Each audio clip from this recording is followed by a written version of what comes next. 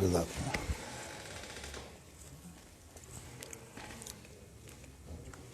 نعمت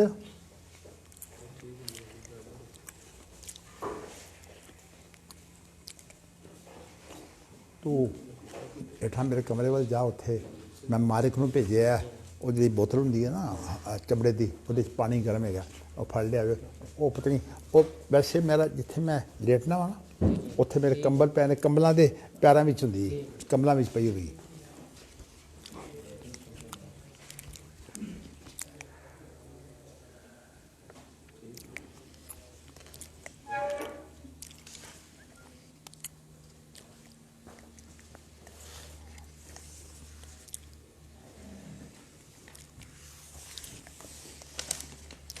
تیس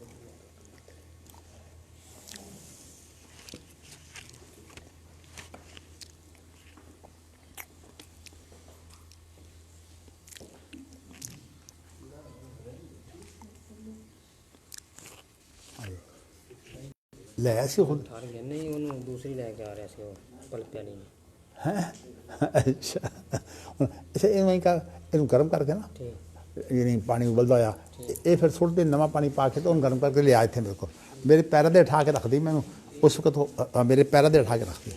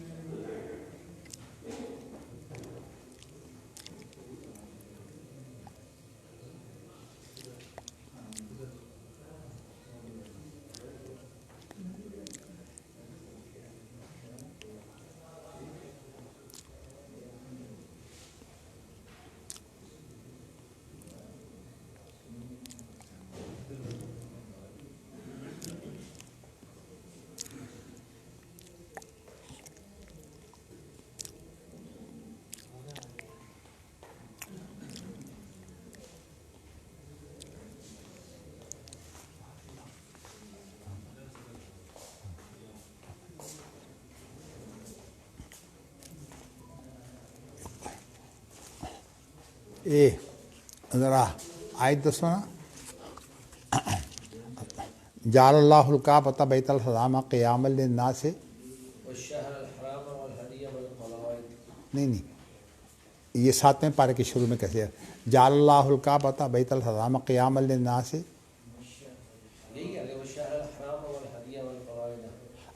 والقلائد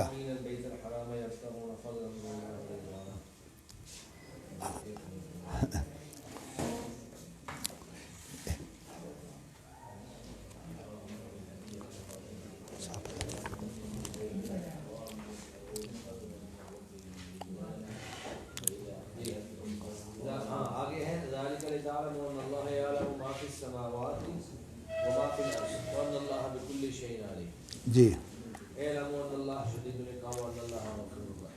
اچھا قرآن مجید میں ایک جگہ پر یہ بھی ہے کہ یہ جو بیت اللہ ہے اس کو مثابۃ للناس و امنا واتخذوا من مقام یہ خیال میں پہلے پارے میں ہے یہ بھی ذرا پڑھیے شروع سے اس آیت کے شروع سے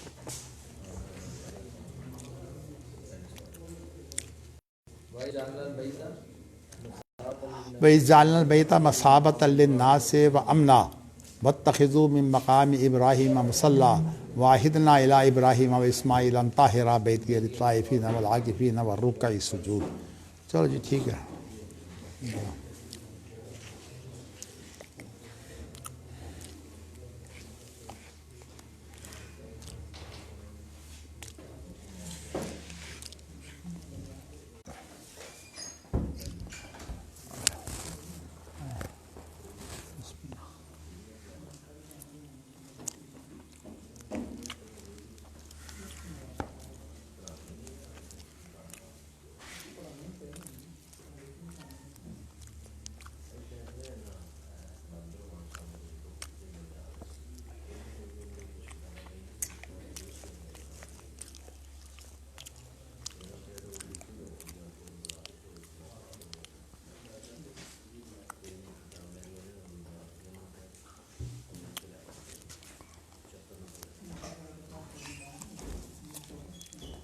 بسم اللہ۔ کیا بالتعبیر۔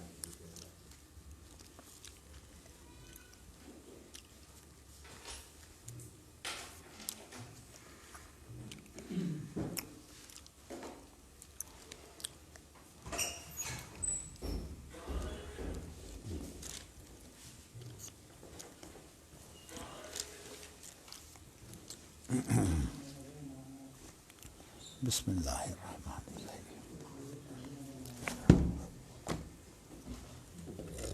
اللہ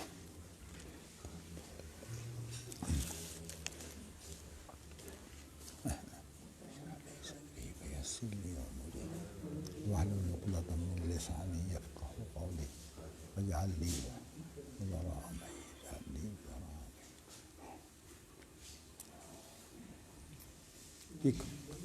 کرسیاں اگر کم ہو گئی ہیں تو کم، ویسے کرسیاں کم تو نہیں ہونی چاہیے، یہاں کرسیاں تھیں۔ ہاں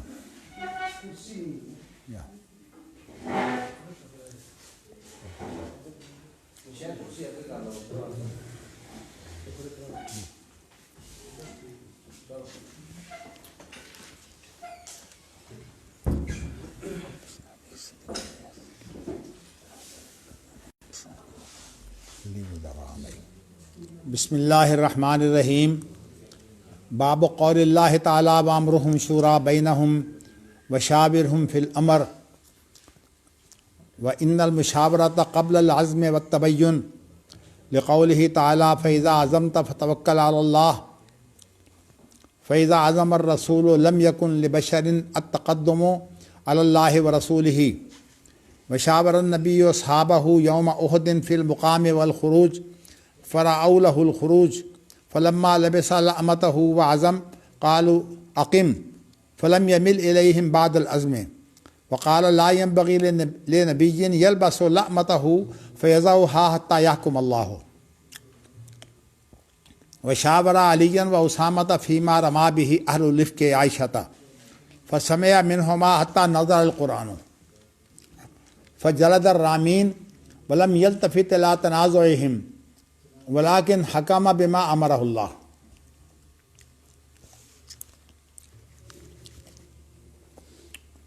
وكانت الأئمة بعد النبي صلى الله عليه وسلم يستشيرون الأمناء من أهل العلم في الأمور المباحة ليأخذوا بأسهلها فإذا وضح الكتاب أو السنة لم يتعدوه إلى غيره اقتداء بالنبي صلى الله عليه وسلم۔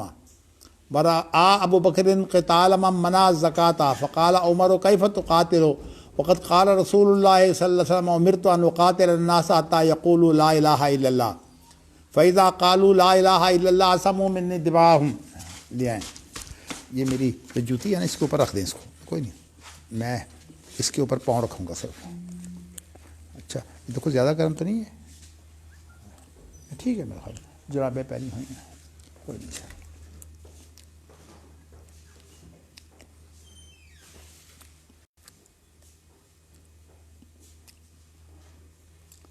امرت ان اقاتل الناس حتى يقولوا لا اله الا الله فاذا قالوا لا اله الا الله عصموا مني دماءهم واموالهم الا بحقها وقال ابو بکر واللہ لأقاتلن من فرق بین ما جمع رسول اللہ صلی اللہ علیہ وسلم ثم تابعہ بعد عمر.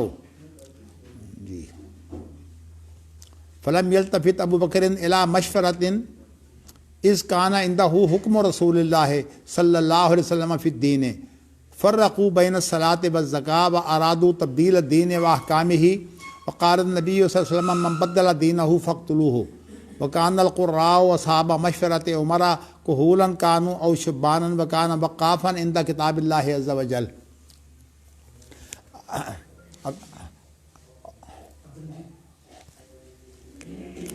ادھر سے آ جائیں.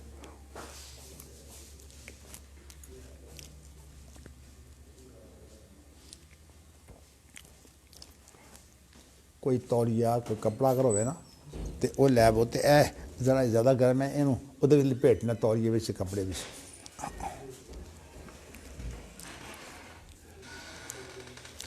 امام بخاری نے اتصام بالکتاب والسنہ کے آخر میں وامرہم شورا بینہم کا جو عنوان ہے نا، اس کے تحت اتنا مواد جو ہے وہ اکٹھا کر دیا ہے کہ عام طور پر ترجمۃ الباب میں وہ اتنا مواد اس طرح اکٹھے لاتے نہیں ہیں. لیکن چونکہ ان کا مقصد ترجمۃ الباب سے یہ ہوتا ہے کہ اس کے جتنے بھی پہلو ہیں نا تمام کے تمام سمیٹ لیے جائیں، اور اس لیے اس میں وہ اختصار سے کام تو لیتے ہیں. جن چیزوں کو ذکر کرتے ہیں ان کا ذکر اختصار سے ہوتا ہے. ترجمۃ الباب میں سند اگر بیان کریں گے بھی تو ادھوری سند بیان ہوتی ہے جس کو آپ معلق کہتے ہیں.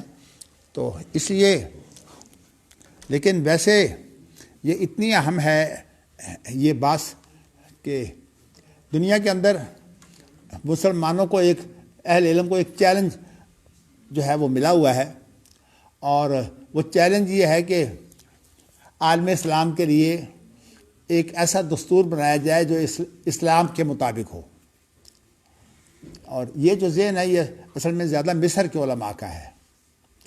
جو گلف کے علماء ہیں ان کا یہ ذہن نہیں ہے. وہ کہتے ہیں کہ دستور ہمارا جو ہے وہ کتاب و سنت کی صورت میں موجود ہے. تو اس کی زیادہ صراحتیں تو سعودی عرب کے دستور میں موجود ہیں، لیکن اس کے ساتھ ساتھ جو ہے وہ گلف کے دیگر جو حکام ہیں جیسے کہ شارجہ کے حاکم ڈاکٹر سلطان بن محمد القاسمی جو ہیں، انہوں نے جب انہیں ایک مجلس بنا کر، جو مجلس اعلیٰ ہے نا امارات کی 7 یہ ریاستیں ہیں، تو ان کی ایک مجلس ہے، کونسل ہے، اس کے اندر تمام حکام شامل ہیں. تو جب ان کو شامل کیا گیا تو انہوں نے پہلا کام یہ کیا کہ جو میٹنگ تھی نا اس کے اندر انہوں نے کہا کہ ہمارا دستور قرآن مجید ہے. اور یہ بات جو ہے یہ اصل میں ہمارے علماء کے منہ سے نکلتی رہتی ہے، لیکن جب وقت آتا ہے تو پھر کہتے ہیں نہیں دستور نہیں ہے. اصل میں یہ ساری جو گڑبڑ پیدا کی ہے یہ مصری علماء نے پیدا کی ہے، جو اصل میں فقہ کے دادا بن کر جو ہے وہ ان کے پیچھے بھی ایک وجہ ہے. یہ آپ کو یہ بتاؤں کہ یہ جو جامع ازہر ہے قاہرہ کے اندر، اصل تو اس کے بانی جو ہیں وہ فاطمی ہیں، اور فاطمی جو ہیں وہ فقہ کو نہیں مانتے نہیں. یعنی کہا یہ جاتا ہے کہ مسلمانوں کے اندر کچھ وہ گروپ ہے جو شریعت کو مانتے ہیں، نام شریعت کا لیا جاتا ہے، کچھ شریعت کو مانتے ہیں کچھ شریعت کو نہیں مانتے. تو فاطمی جو ہیں یہ اسماعیلی ہیں نا. تو اسماعیلی اگرچہ ہمارے ہاں 2 گروپ مشہور ہیں، ایک تو آغا خان ہے وہ بھی اسماعیلی ہیں، یہ ان کا بڑا تھا نظار زے کے ساتھ، اور دوسرا جو گروپ ہے وہ بوری ہیں. بوری کوئٹہ والے نہیں، بمبئی، ان کا اصل مرکز تو بمبئی میں ہے، بلکہ انہوں نے یونیورسٹی اپنی بنائی ہوئی ہے. چونکہ ان کا جو اس سے پہلے جو امام تھا وہ اس کا نام تھا سیف الدین، تو سیف الدین کے نام پر انہوں نے جو ہے وہ یونیورسٹی بنائی ہوئی ہے. اور ان کا کام اصل میں یہ ہے کہ یہ جو ترقی کے کام ہیں یہ ان کا بہت اہتمام کرتے ہیں. یونیورسٹیاں اب آپ دیکھیے کہ آغا خان کا جو اسپتال ہے اس وقت پاکستان کا سب سے بڑا اور سب سے اعلیٰ درجے کا اسپتال ہے، اور ان کی یونیورسٹی جو ہے اس کا بھی یہی حال ہے۔ انہوں نے بالکل ایسے کام کیے ہوئے ہیں جو انہوں نے یہودیوں سے سیکھے ہیں۔ یہودیوں نے اسرائیل کو قائم کرنے سے پہلے 1924 کے اندر ابریہ یونیورسٹی بنائی، اور صحیح بات یہ ہے کہ جب میں نے 1967 کے اندر ارادہ کیا کہ یونیورسٹی میں بناؤں گا، اس لیے کہ میں نے دیکھا کہ تحقیق کے لیے ایسی یونیورسٹی جس کی بنیاد قرآن و سنت پر ہو، کوئی اور یونیورسٹی موجود ہی نہیں ہے۔ ہماری یونیورسٹیاں تو یہ گند ہے نا سارا، یہ تو اس کے اندر اتنا گند ہے کہ اگر یہ گند اخباروں میں آنے لگے تو یہ تمام یونیورسٹیاں بند ہو جائیں، اتنا گند ہے یہاں تو۔ لیکن میں آپ کو یہ بتانا چاہتا ہوں کہ ان کے ہاں جو کہ شریعت نہیں ہے، اس لیے انہوں نے یونیورسٹیاں قائم کی، اور ان کا تصور کیا ہے؟ شریعت کی مخالفت۔ آپ کو پتہ ہے آغا خان تو نہ حج کو مانتا ہے، نہ نماز کو مانتا ہے، نہ مسجد کو مانتا ہے۔ اب بوری کوئی نسبتاً بعض اپنے دیندار نہیں ہے، بعض رسمی چیزوں کا نام دیتے ہیں، لیکن ان کا امام بھی جو ہے اس کے اندر رب کا حلول ہے، چونکہ یہ رب کے حلول کے قائل ہے نا۔ ان کا امام جو ہوتا ہے وہ رب ہوتا ہے، اس لیے وہ بدکاری بھی کر رہا ہو تو کہتے ہیں یہ بدکاری نہیں کر رہا ہے، اس کا تو اصل میں اس عورت کا تو رب سے ملاپ ہوا ہے۔ تو میں نے آپ کو یہ بتایا ہے کہ یہ گند ان کے یہاں موجود ہے، لیکن انہوں نے ایسے کام کیے ہوئے ہیں کہ جو جدید ترین کام کرنے کے ہیں وہ ان کے ہاتھ میں ہیں۔ دوسری بات یہ ہے کہ انہوں نے اپنے لوگوں کو اتنا منظم کیا ہوا ہے کہ ان کے ہاں کوئی غریب نہیں رہ سکتا۔ اس لیے آپ دیکھیے کہ اس وقت کراچی کے اندر ان لوگوں کا بہت زور ہے، اور خاص طور پر یہ جو کرنسی کا جو تبادلہ ہوتا ہے نا، یہ تقریباً یہ اکثر لوگ بوری ہیں تو۔ اور اچھا، بوریوں کا جو معاملہ ہے، یہ معاملے میں بہت کھرے اور صاف ہے، اس کے اندر یہ فراڈ نہیں کرتے، اگر فراڈ کریں تو ان کا سارا کام ہی جاتا رہے۔ تو اسی بنا پر مجھے پتہ ہے کہ جمعیت احیاء التراث وغیرہ یہ جو ادارے ہیں نا، ان کی جتنی بھی ڈیلنگ ہوتی ہے وہ بوریوں سے ہوتی ہے، یہ ایکسچینج کی جو ڈیلنگ ہے۔ چلیے وہ تو الگ بات رہی، میں آپ کو یہ بتانا چاہتا ہوں کہ یہ گروپ جو ہے یہ شریعت کو نہیں مانتے۔ ایک اسماعیلی، پھر اس کے ساتھ بوری، میرے خیال میں یہ جو بوری ہیں یہ نزار سے ہیں، اور وہ جو ہے نا اسماعیلی وہ اس سے ہیں اللہ مستاری، یہ اصل میں دو بھائی ہیں، مستاری اور نزار۔ تو نزار سے جو آگے چلنے والے ہیں نا وہ تو بوری ہیں، اور جو مستاری ہیں وہ آغا خانی ہیں۔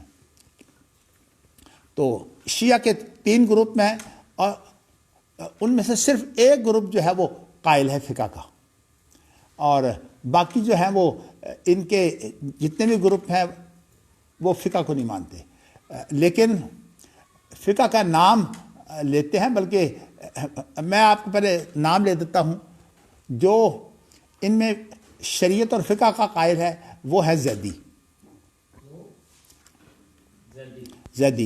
زین العابدین جو امام حسین رضی اللہ تعالیٰ عنہ کے بیٹے ہیں،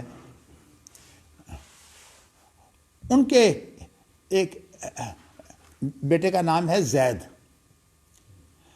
تو یہ زید بن علی، زین العابدین کا اصل نام تو علی تھا نا، تو زید بن علی کے نام پر جو ہے یہ فرقہ ہے، اور ان کی بہت بڑی تعداد جو ہے یہ یمن میں ہے۔ تو یہ اپنے آپ کو زیدی کہلاتے ہیں، لیکن چونکہ بنیادی طور پر یہ حضرت علی رضی اللہ تعالیٰ عنہ کی خلافت کی برتری کے قائل ہیں، یعنی وہ کہتے ہیں کہ حضرت علی جو ہے وہ سب سے افضل ہیں، لیکن جو ابو بکر، عمر اور عثمان ان کی خلافت کا انکار نہیں کرتے، کہتے ہیں مفضول کی خلافت بھی ہو جاتی ہے اگر وہ اس نے نظام وغیرہ قائم کیا ہو۔ تو اس اعتبار سے یہ زیدی جو ہے، انہوں نے سیاسی طور پر جو ہے وہ یہ پورے جو ہے وہ اثنا عشری ایک ان کا دوسرا گروپ ہے جو 12 اماموں کو مانتے ہیں، جی ہاں۔ تو یہ پاکستان میں تو خیر ہیں، لیکن اصل ان کا جو مرکز ہے وہ ایران ہے. تو بلکہ فارس کا علاقہ جو ہے یہ سارے کا سارا جو ہے وہ اس سے یہ گروپ جو ہے ان کا سارا زور یہاں ہے. یہ ویسے کہنے کو تو فقہ کو مانتے ہیں، لیکن فقہ کے لیے ان کی شرط یہ ہے کہ وہ امام اس میں شامل ہونا چاہیے. اگر امام کے بغیر کوئی فقہ آتی ہے تو یہ نہیں مانتے اس فقہ کو. تو اس لیے تقلید کا جو اصل مسئلہ میں نے آپ کو بتایا تھا کہ وہ اثنا عشری میں آیا ہے تقلید کا مسئلہ. اس کے بعد پھر ایسا ہوا کہ چونکہ ان کے امام تو معصوم تھے، پھر اثنا عشریوں کے اندر جو 12واں امام ہے وہ غائب ہے، تو انہوں نے 12ویں امام، شریعت 12ویں امام کے پاس ہے، تو اس لیے ان کا امام بھی غائب، ان کی شریعت بھی غائب.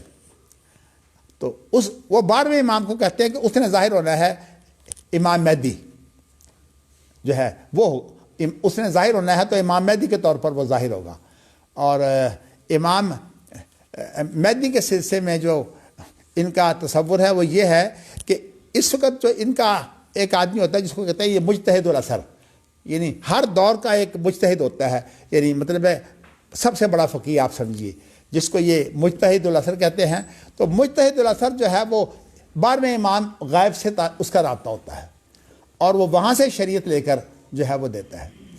اب آپ بتائیے کہ رابطہ تو ہے کوئی نہیں، اگر اسے کہے بھی کہ ہاں ہمیں بھی ملا دو امام مہدی سے، کسی کو ملا تو ہو سکتا نہیں ہے. تو یہ دعوے ہیں سارے. یہ ولایت فقیہ کا اور آیت اللہ کا یہ سارا منصب جو ہے یہ ایرانی اصطلاحات اسی معنی میں ہیں. اور اسی لیے ایران کے دستور کے اندر جو اس کی اصل جو نگران ہے خامنہ ای جو ہے وہ ہے اصل میں ان کی جو مجلس ہے نا، جو نگران مجلس ہے جس کے دستور اور قانون بھی ان کے ہاتھ میں ہے، اور جو جتنے بھی اعلیٰ مناصب ہیں صدر، وزیر اعظم وغیرہ وزراء سب ان کے ہاتھ میں ہیں. اگر یہ کسی کی مخالفت کر دیں وہ ختم ہو جاتا ہے. تو یہ اس کو بولتے ہیں ان کی بڑی مجلس ہے. تو یہ آپ یوں سمجھیے کہ مختصر سا تعارف یہ ہے کہ یہ اصل میں تھیاکریسی ہے، یعنی شیعہ نے تھیاکریسی کو اختیار کیا ہوا ہے. اس لیے کہ تھیاکریسی میں یہ ہوتا ہے کہ جو تعبیر جو ہے وہ کر دے کوئی امام ان کا یا عالم، وہ تعبیر جو ہے وہ حتمی حرام حلال ہوتی ہے. اتخذوا احبارهم ورهبانهم اربابا من دون اللہ کے اندر نبی اکرم صلی اللہ علیہ وسلم نے اسی کو تھیاکریسی قرار دیا ہے. ہاں نہیں، وہ الوہی اختیارات لمبی بات ہو جائے گی. اصل میں بات یہ ہے کہ پھر ان کا ایک مسئلہ ہے الوہیت کا، تو خلافت الہیہ کا تصور وہاں سے ان کا آیا ہے. لیکن میں آپ کو بتا چکا ہوں کہ ہمارے اہل سنت بہت بڑے مغالطے میں ہیں کہ وہ خلافت الہیہ کے قائل ہیں، حتیٰ کہ نہ وہ اللہ کے خلیفہ ہیں اور نہ اللہ جو ہے وہ ہمارے اس نظام کا ایک حصہ ہے. اللہ جو ہے وہ ہمارا خالق ہے، ہمارا رب ہے، اور ہم اللہ کے بندے ہیں. تو اس لیے اللہ ہمارا الہ ہے اور ہم اس کے بندے ہیں. یہ دو جو ہے وہ مقابل کی چیزیں ہیں، ایک شریعت دینے والا اور جس کی عبادت کی جاتی ہے، اور دوسرا وہ ہے کہ جس نے جو ہے وہ جس نے شریعت جو ہے وہ لینی ہے اور اس نے پھر اس کی اطاعت کرنی ہے. میں نے آپ کو یہ اس لیے چیزیں بتائی ہیں کہ شریعت کا جو مسئلہ ہے نا، بنیادی طور پر کہ چونکہ جامعہ ازہر کے بانی وہ فاطمی لوگ تھے جو شریعت چھوڑ کر فقہ کے بھی قائل نہیں تھے، تو اس اعتبار سے جب جامعہ ازہر پر جو ہے یہ اہل سنت کو کنٹرول حاصل ہوا تو انہوں نے پھر ایسا کام کیا کہ فقہ کو جو ہے انہوں نے بڑی بنیادی حیثیت دے دی. تو ان کے ہاں آج جو جامعہ ازہر تو خیر ایک یونیورسٹی ہے، ان کا ایک شعبہ ہے بڑا جس کے تحت تمام دینی امور ہوتے ہیں. اس کے اندر اس کو بولتے ہیں کہ اس کا ایک سربراہ ہوتا ہے جو وزیر اعظم کے درجے کا ہوتا ہے، اس کو بولتے ہیں شیخ الازہر. شیخ الازہر. تو کہنے کا میرا مقصود یہ ہے کہ یہ مصریوں کو جو ہے وہ ایک آپ یوں سمجھیے کہ ایک دورہ پڑا ہوا ہے فقہ کا، اور اسی لیے جب سے یہ سعودی عرب قائم ہوا ہے ان کا ایک ہی طریقہ کار رہا ہے کہ وہ کسی طرح سعودی عرب کو جو ہے کتاب و سنت سے ہٹا کر کسی فقہ پر لے آئے. جب آپ یہ تجزیہ کرتے ہیں نا شریعت اور فقہ کا، اس وقت آپ ہندوستانی علماء جو مقلدین اور فقہ کے پیروکار ہیں ان سے زیادہ بات کرتے ہیں ان کے اوپر مصریوں کے اوپر، اس کی کیا وجہ ہے؟ آپ سوال بھی کریں، سارا درس اسی کا شکار ہو جائے گا، مجھے کم از کم اس کا بیان تو کر لینے دیں۔ کل بھی میں نے پڑھا تھا اور بیان نہیں ہوا تھا، آج مجھے بیان کر لینے دیں، اس لیے ہم نے سوالات بعد میں رکھے ہوئے ہیں، آپ اس کو نوٹ کر لیں اور مجھ سے آپ سوال کریں بعد میں۔ اچھا دیکھیے، میں نے آپ کو صرف اتنا بتایا ہے کہ اب سوال یہ پیدا ہوتا ہے کہ کیا یہ جو مشاورت ہے جس کی آج ہمارے ہاں ایک ادارہ جاتی شکل ہے پارلیمنٹ، اس کے عام طور پر جو ہے وہ دو ایوان ہوتے ہیں۔ اس کا ایک ایوان ہوتا ہے ذہنی، اس کو بولتے ہیں قومی اسمبلی، اور اس کو مجلس الامہ کہتے ہیں عربی زبان میں، اور ایک اس کا ایوان ہوتا ہے جس کو کہتے ہیں مجلس الشیوخ، وہ سینٹ جو ہے، دو عنوان ہوتے ہیں۔ تو سینٹ تو اس کے مختلف حصوں کو جو ہے وہ اکٹھا کرنے کے لیے ہوتا ہے، اور جو قومی اسمبلی ہوتی ہے وہ یعنی ایک نمائندہ لوگ ہوتے ہیں جو منتخب ہو کر آتے ہیں۔ میں نے آپ کو یہ جو چیز بتائی ہے وہ یہ ہے کہ ہمارے ہاں یہ دھوکہ دیا جاتا ہے کہ ہم جو ہیں وہ شورا کے قائل ہیں، اور ہمارے ہاں جو قانون سازی ہوتی ہے، اس قانون سازی کو جو ہے کہا جاتا ہے کہ یہ شورا کا حق ہے، اور اصل یہ مغالطہ جو ہے یہ اس طرح ہوا ہے کہ جب ترکی کے اندر خلافت ختم ہو گئی، کیونکہ خلافت کی تو بنیاد میں آپ کو بتا چکا ہوں کہ ان کی خلافت ہوتی اس وقت ہے جب کہ وہی جو ہے ان کا دستور ہو، اگر وہی دستور نہ ہو تو خلافت ہوتی نہیں۔ تو اس اعتبار سے خلافت جب ختم ہوئی تو مصطفیٰ کمال نے جو کام کیا وہ یہ کام کیا کہ پارلیمنٹ کے ہاتھ میں دے دی کہ پارلیمنٹ جو ہے وہ جو قانون بنائے گی لوگ اس کے تابع ہوں گے، اور شریعت سے تعلق ختم کرنے کے لیے بڑا کام یہ کیا کہ عربی زبان کا رسم الخط ہی اڑا دیا، حتیٰ کہ اذان اور یہ نمازیں وغیرہ جو ہے ان کے لیے بھی یہ بات ختم کر دی کہ یہ عربی زبان میں ہوں گی یا ان کلموں سے ہوں گی۔ تو اس سے جو ہے وہ اقبال متاثر ہوئے، اور اقبال چونکہ مفکر پاکستان ہے، اس لیے اقبال نے جو اس کی جو ہے وہ صورتحال پیدا کی ہے، پارلیمنٹ کا کیا مقام ہے، وہی ہے جو مصطفیٰ کمال نے جو ہے وہ کام جو کیا تھا۔ تو اس اعتبار سے میں یہ کہنا چاہتا ہوں کہ اگرچہ اقبال جو ہے یہ اللہ تعالیٰ کی قدرت ہے، اللہ نے اس سے ایسا کام دیا ہے، بعض دفعہ وہ ایسی باتیں کر جاتا ہے جو اس کے اپنے بھی خلاف ہوتی ہیں، لیکن پھر بھی الفاظ کا ایک بڑا اثر ہوتا ہے۔ تو وہ کہتا ہے کہ اپنی ملت پر قیاس اقوام مغرب سے نہ کر، خاص ہے ترکیب میں قوم رسول ہاشمی۔ یعنی جب تم کوئی اپنی ملت جو ہے اس کی تشکیل چاہتے ہو یا اس کی مضبوطی چاہتے ہو تو اس میں مغرب کو بنیاد نہ بنا، یعنی تو ان کا نظام دیکھ کر اپنا نظام نہ بنا۔ اپنی ملت پر قیاس اقوام مغرب سے نہ کر، خاص ہے ترکیب میں قوم رسول ہاشمی۔ یہ جو موٹی موٹی جزیات ہیں نا، جب آپ اس کو جمع کریں گے ایک نظام کے طور پر تو پھر صورتحال اور ہوگی۔ تو اس لیے کہا ہی جاتا ہے کہ اقبال نے یہاں جو ہے وہ جمہوریت کی جو ہے وہ نفی کر دی ہے، لیکن صورتحال یہ ہے کہ اقبال کا کلام چونکہ شاعر کا کلام ہے، اس لیے مشورہ یتبعہم الغاوون الم تر انہم فی کل واد یہیمون، وہ ہر معاملے میں جو ہے وہ آ جاتا ہے۔ تو اس لیے جمہوریت کی حمایت بھی ہے، جمہوریت کی مخالفت بھی ہے، اشتراکیت کی حمایت بھی ہے اور اشتراکیت کی مخالفت بھی ہے۔ اس لیے جہاں تک اس کی شاعری تھی نا، لوگ تو اب اس سے فائدہ اٹھاتے رہے، لیکن مولانا ابوالحسن ندوی نے جو اقبال کے لیکچر ہیں 7 لیکچر جو خطبات مدراس کے نام سے معروف ہیں، تو ان کے اوپر کام کرتے ہوئے کہا کاش کہ اقبال یہ لیکچر نہ دیتے، اقبال کی عزت رہ جاتی کہ یہ کوئی شریعت سے واقف ہے۔ اس سے تو معلوم ہوتا ہے کہ بالکل آدمی اس کو شریعت کا پتہ ہی نہیں ہے، بات بھی درست ہے، اسے عربی زبان میں نہیں آتی، وہ اسی کا متراشی رہا کہ کوئی مجھے عالم فقیہ مل جائے تو میں اس کے ساتھ جو ہے وہ تعاون کر کے جو ہے میں کام کر رہا ہوں، حالانکہ جو ہے انسان عربی زبان سے واقف نہ ہو وہ اجتہاد کا کیا حل ہوگا۔ تو اس لیے صورتحال جو ہے وہ یہاں سے بگڑی ہے اقبال سے، اور ہمارے ملک کا تصور یہی ہے کہ جب تک پارلیمنٹ قانون سازی نہیں کرتی اس وقت تک جو ہے کوئی کسی چیز کی قانونی حیثیت نہیں ہے۔ تو اسی عبادات تو ویسے اڑا دی ہیں، اس لیے ہمارے جو سپریم کورٹ کے فیصلے ہیں، بلکہ ایک ایسا جج ہے جو کہنے کو تو اب خاندان عزیز سے ہے، لیکن اس نے یہ فیصلہ کیا کہ نماز روزہ وغیرہ جو ہے اس کی کوئی حیثیت نہیں ہے، اس پر کوئی سزا نہیں ہو سکتی. اس کا نام ہے خلیل الرحمان رمدے. اور اتفاق سے یہ جو ادھر کی کوٹھی ہے نا، یہ اس کے بھائی کی ہے. تو یہ خلیل الرحمان رمدے جو ہے،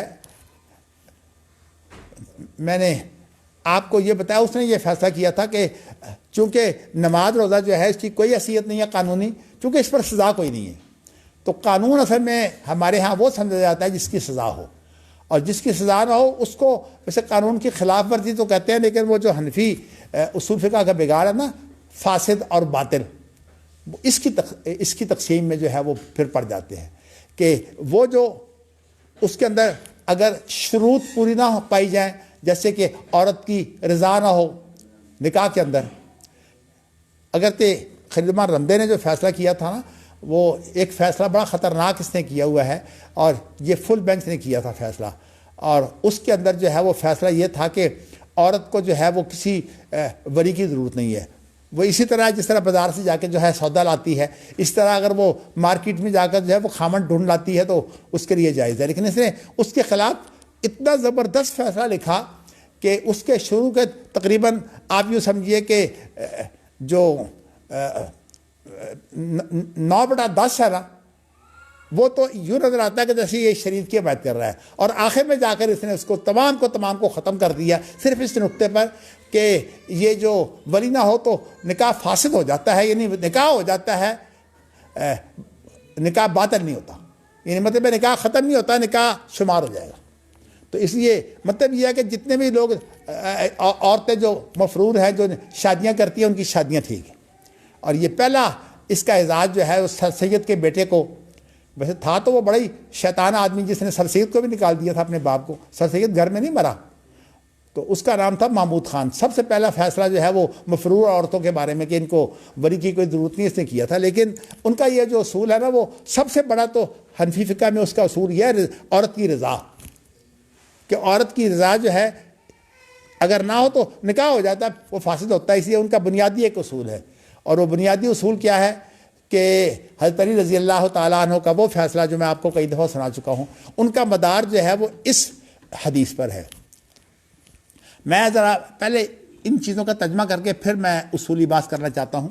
تو اب آپ دیکھیے نا کہ 2 آیتیں امام بخاری نے پیش کی ہیں. تو میں آپ کو بتانا ہی چاہتا ہوں کہ مصر کے علماء نے ایک 18 رکنی کمیٹی بنائی تھی، جو ایک عالم اسلام کا دستور جس نے بنایا ہوا ہے، اور وہ دستور جو ہے انہوں نے ایک کتاب کے اندر اس کو شائع بھی کیا ہے. اس کتاب کا نام ہے مصنفۃ النظم الاسلامیہ. ہماری لائبریری میں وہ کتاب موجود ہے. اس کا مصنف ہے مصطفیٰ کمال وصفی. اس نے جب بحث کی ہے نا شورا کی، تو سب سے پہلے اسے امام بخاری کی یہ پوری کی پوری جو ہے نا بحث، اس کو اس نے بنیاد بنایا ہے. اب وہ تو خیر اس نے جو ہیلے کی ہے وہ تو میں بعد میں آپ کو بتاؤں گا، لیکن آپ کو اب امام بخاری کی بات جو ہے وہ ذرا بتانا چاہتا ہوں کہ اس میں کیا ہے. اس میں سب سے پہلے بات یہ ہے کہ جو مشاورت ہے نا، وہ ایک وضاحت سے پہلے ہوتی ہے. یہاں لفظ امام بخاری نے بولے ہیں کہ ان المشاورت قبل العزم والتبین. یہ میں عزم کو ذرا بعد میں بیان کرتا ہوں. تبین کا معنی ہوتا ہے کہ واضح نہ ہو، تو مشاورت کا اصل جو کام ہے وہ وضاحت کے لیے ہوتا ہے. ان مشاورت کا اصل جو ہے وہ یہ کام ہے کہ ایک مسئلے کے اوپر مختلف جب آراء آئیں گی، کوئی ادھر کی رائے آئے گی، تو اس کے تمام پہلو جو ہیں وہ کھل جائیں گے. تو امام بخاری کہتے ہیں کہ مشاورت جو ہے وہ واضح ہونے سے پہلے ہوتی ہے. جب بات واضح ہو گئی اب مشاورت کی ضرورت نہیں. اچھا، مشاورت کا مقصد بھی سمجھ میں آ گیا. بھائی مشاورت کا معنی یہ ہے کہ ایک چیز کو، مشاورت کا ترجمہ جو ہے میں آپ کو بتانے کے لیے یہ ہے کہ جو اصل میں لفظ شورا ہے نا، یہ لغوی طور پر جو شہد کا چھتا، اس میں جو یہ شہد کی مکھیاں شہد تیار کرتی ہیں نا، اس کا لغوی استعمال وہاں ہے. شہد جو ہے وہ آپ دیکھتے ہیں کہ مکھیاں جو ہیں وہ لاکھوں میل کی مسافت طے کر کے رس چوس کے لاتی ہیں، اور پھر اس کے بعد ایک بڑے نظم کے ساتھ جو ہے وہ چھتے میں شہد تیار ہوتا ہے. اس کو بولتے ہیں شورا. تو مقصد اصل میں یہ ہوتا ہے شورا کا کہ ادھر ادھر کی تمام باتیں، کوئی بھی رائے ہو اس کو دینے دو، کم از کم ایک پہلو سامنے آ جائے گا نا، کوئی کمزور پہلو، کوئی اعلیٰ پہلو۔ تو شورا کا اصل مقصد ہوتا ہے شہد تیار کرنا۔ کیا مطلب کہ تمام قسم کی جو چیزیں مل کر پھر ایک ایسی چیز تیار ہو جائے جس کے اندر تمام کچھ جو ہے وہ جمع ہو۔ تو اس لیے میں نے آپ کو یہ بتایا ہے۔ اچھا، اس کے لیے اب دو لفظ ہیں۔ امام بخاری نے اس کو ان المشاورۃ قبل العزم والتبین لفظ سے یہاں عزم بھی لائے ہیں۔ اصل میں بات یہ ہے کہ عربی زبان میں جب کسی چیز کے اوپر مشاورت ہو جائے اور وہ چیز واضح ہو جائے تو اس کے بعد پھر ایک پہلا اصول تو ہے کہ مشورہ ہونا چاہیے، اور دوسرا اصول یہ ہے کہ مشورے کے بعد پھر جو فیصلہ ہو جائے اس کو کوئی تبدیل نہیں کرنا، اس کو تبدیل کوئی نہیں کر سکتا۔ یعنی ہماری شریعت نے ہمیں یہی بتایا ہے۔ تو اس لیے امام بخاری جو ہے وہ قرآن مجید کی وہ آیت لے آئے ہیں جو نبی اکرم صلی اللہ علیہ وسلم کے بارے میں ہے، فَإِذَا عَزَمْتَ فَتَوَكَّلْ عَلَى اللَّهِ۔ جب آپ جو ہیں وہ کسی چیز کا پختہ ارادہ کر لیں تو پھر اللہ پر توکل کریں۔ اس کی تشریح وہ خود امام بخاری جو ہے وہ بعد میں بعض واقعات سے کریں گے۔ اچھا، اب انہوں نے خود بتا دیا ہے کہ فَإِذَا عَزَمَ الرَّسُولُ، جب رسول جو ہے وہ کسی چیز کا زوردار ارادہ کر لے، وہ مشاورت کے بعد ہوتا ہے۔ تو لم یکن لبشر التقدم علی اللہ ورسولہ، پھر اس کے بعد جو ہے کوئی انسان جو ہے وہ اس سے انحراف نہیں کر سکتا، نبی کا فیصلہ بھی، بلکہ ایک صورت یہ بھی ہے کہ خود نبی کے لیے بھی یہ بات جائز نہیں ہے کہ وہ اپنے فیصلے کو خود بدلے۔ اور اس کی انہوں نے آگے مثال بھی لائے ہیں کہ نبی اکرم صلی اللہ علیہ وسلم نے احد کے دن اپنے ساتھیوں سے مشورہ کیا تھا۔ مشورہ اس بات پر ہوا تھا کہ فی المقام والخروج، کہ آپ مدینہ میں ٹھہراؤ کریں یا مدینہ سے نکل کر لڑائی لڑیں، کیونکہ وہ دشمن تو آ گئے تھے تیار ہو کر۔ تو نبی اکرم صلی اللہ علیہ وسلم نے جو جوشیلے لوگ تھے نا، جن کا لڑائی میں ایک کردار ہوتا ہے، میں نے جوشیلے کا لفظ نہیں بولا کہ اسلام کے اندر گنتی کی بات نہیں ہے، اور نہ نبی اکرم صلی اللہ علیہ وسلم نے اس وقت گنتی کی تھی کہ گنو نہیں، اکثریت اقلیت کی بات نہیں ہوتی۔ اصل میں لڑائی کے اندر جن لوگوں کا ایک بڑا کردار ہوتا ہے وہ ہوتا ہے اصل میں جوانوں کا، اس لیے کہ یہ لڑائی جو ہے یہ اصل میں طاقت کا مقابلہ ہے، اگرچہ ایمان کا بھی مقابلہ ہے، لیکن ہمارے لیے شرط یہ ہے، اب جو پہلے تو یہ تھی کہ ایک ایمان والا 10 کے برابر تھا، اب شرط جو ہے وہ ہلکی ہو گئی، اللہ خفف اللہ عنکم، اب یہ ہے کہ اپنے دگنے اگر ہو تو لڑائی لڑنی پڑے گی، یعنی یہ لڑائی کا اصول ہے۔ اب صورتحال یہ ہے کہ نبی اکرم صلی اللہ علیہ وسلم نے دیکھا کہ جوان آدمی جو جوش میں ہے کہ جی اگر ہم یہاں ٹھہرے رہے تو ان کو بڑا حوصلہ ہو جائے گا کہ دیکھو یہ تو ڈرے ہوئے ہیں، اب یہ چھپنے کی تیاری کر رہے ہیں، تو اس لیے ہم تو یہی کہتے ہیں کہ نہیں، ہم باہر جا کر لڑیں گے۔ بدر کے اندر چونکہ اللہ نے فتح دے دی تھی اس لیے ان کے دل بڑے دلیر تھے، لیکن نبی اکرم صلی اللہ علیہ وسلم کی ایک تدبیر یہ تھی کہ یہ کام نہ ہو۔ لیکن آپ چونکہ جب مشورہ کرتے اور مشورے کے بعد پھر آپ نے دیکھا کہ نوجوان اس طرح کا جوش دکھا رہے ہیں، تو پھر آپ نے یہ کام کیا کہ آپ نے جو فیصلہ کر دیا کہ نکلو، فیصلہ آپ نے کیا ہے۔ وہ بعد میں امام بخاری بتائیں گے کہ فیصلہ کرنے والا کون ہے، اس کی بھی بات میں کروں گا انشاءاللہ۔ تو فرعوا لہ الخروج، ان لوگوں نے آپ کے بارے میں جو ہے وہ یہ رائے دی کہ آپ باہر نکلیں۔ فلما لبس علامتہ، آپ جب یہ فیصلہ ہو گیا تو آپ گئے اور اپنی زرہ وغیرہ جو ہے وہ آپ نے پہن لی۔ جب آپ نے اپنی زرہ پہن لی اور ارادہ کر لیا، عزم کر لیا کہ باہر نکل کر لڑائی ہوگی، تو قالوا اقیم، اصل میں ہوا یہ ہے کہ نبی اکرم صلی اللہ علیہ وسلم اپنی تیاری کے لیے چلے گئے تھے، اور اس دوران میں جب ان کی آپس کی گفتگو ہوئی نا، تو جو ذرا عمر رسیدہ تجربہ کار لوگ تھے انہوں نے کہا کہ اصل بات یہ ہے کہ یہ نبی اکرم صلی اللہ علیہ وسلم کی رائے یہ معلوم ہوتی تھی کہ ہم یہاں رہ کر لڑیں۔ تو انہوں نے کہا اچھا یہ بات ہے، تو کہا پھر تو ہم کہہ دیتے ہیں کہ جی ہم آپ کے ساتھ ہیں۔ تو اب یہ بات جو ہے ان کی آپس میں گفتگو میں پھر یہ بن گئی کہ ہم یہیں ٹھہر جاتے ہیں مدینہ میں، لیکن یہ اس وقت بنی جب کہ بوڑھے بزرگ تجربہ کار لوگ جو ہے وہ بھی ان کے ساتھ اکٹھے ہوئے۔ لیکن جب نبی اکرم صلی اللہ علیہ وسلم ذرا پہن کر باہر آئے تو آپ نے جو ہے وہ ارادہ کیا کہ اب باہر نکلنا ہے فیصلے کے مطابق. اب وہ کہنے لگے نہیں جی نہیں, اگر آپ چاہیں تو فیصلہ بدل دیں, آپ جو ہے وہ مدینہ میں ٹھہرے رہیں. تو اس کے متعلق یہ آیت اتری ہے فَإِذَا عَزَمْتَ فَتَوَكَّلْ عَلَى اللَّهِ. اور اس کے بارے میں حضرت علی نے جو ہے وہ اس کی تفسیر یہ کی ہے کہ عزم کا معنی ہوتا ہے مشاورت کے بعد ارادہ کرنا. یہ حضرت علی کی تفسیر ہے کہ مشاورت کے بعد جو ہے وہ کسی چیز کا ارادہ کرنا, اس کو بولتے ہیں عزم, عزیمت.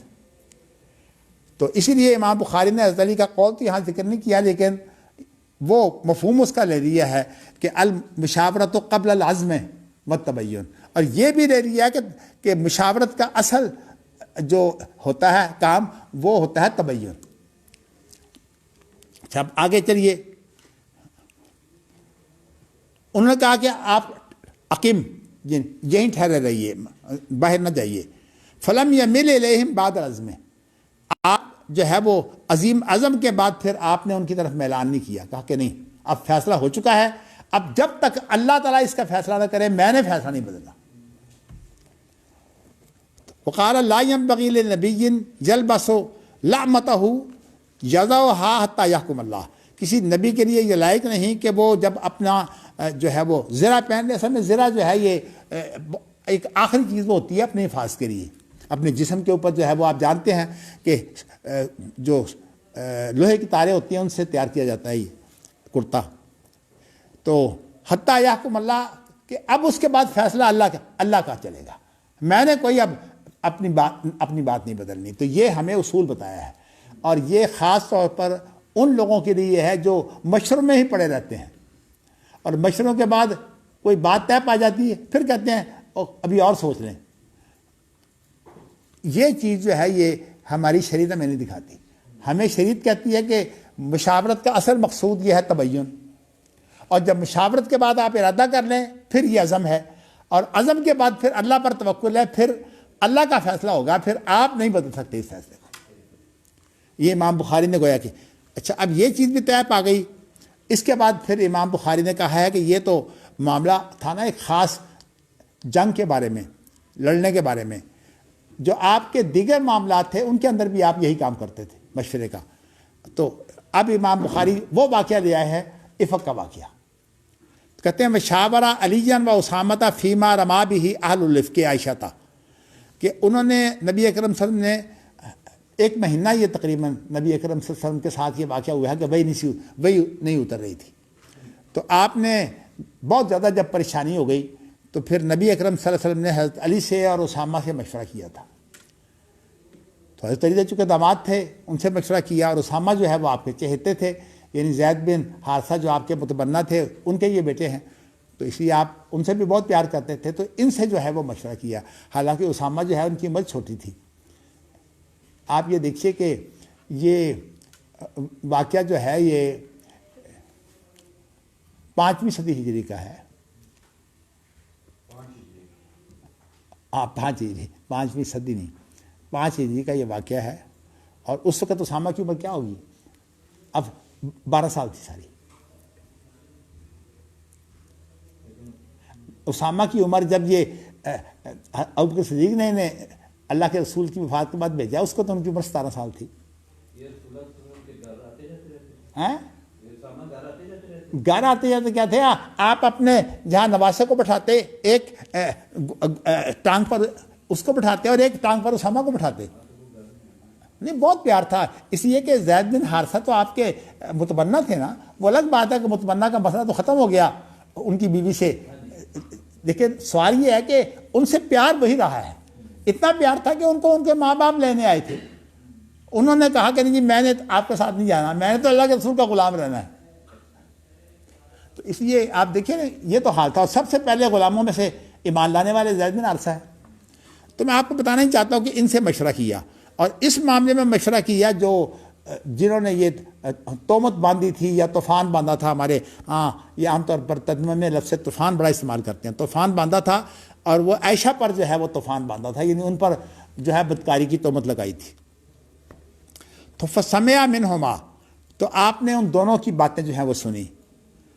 اور دونوں کی باتیں جب سنی حتیٰ نزل القرآن، یہاں تک کہ پھر قرآن اتر آیا.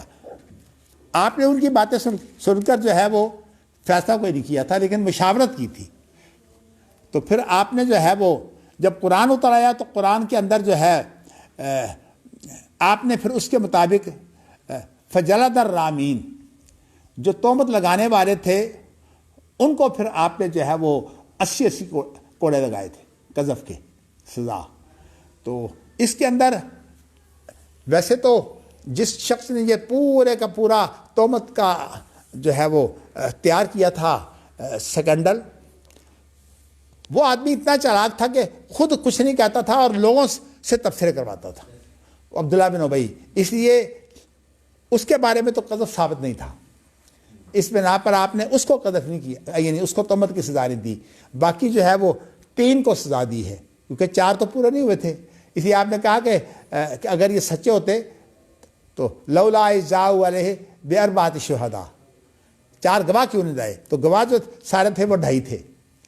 2.5 اس لیے کہ ایک تو ابوبکر صدیق کا بھانجا تھا مستہ، اور دوسرا جو تھا وہ حسان بن ثابت، اور تیسری نبی اکرم کی ساری حمنہ زینب کی بہن. تو یہ 2.5 گواہ تھے سارے. تو آپ نے تینوں کو حد لگائی تھی 80 کوڑے.